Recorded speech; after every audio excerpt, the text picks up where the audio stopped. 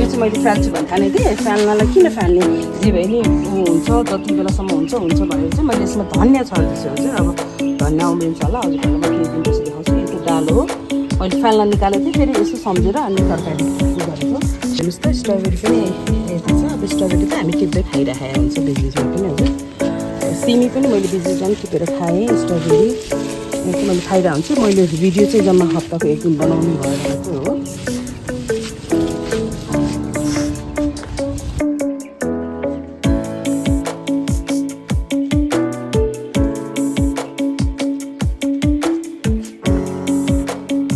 म next week चाहिँ हजुरहरूलाई अब यही कौशी मात्रै देखाउँदा हजुरहरूलाई बोर भयो होला हजुर। म कुनै पनि एउटा अरू नै राम्रो खालको भिडियो यस्तै तरकारी खेतीहरूको नै बारेमा कुनै पनि एउटा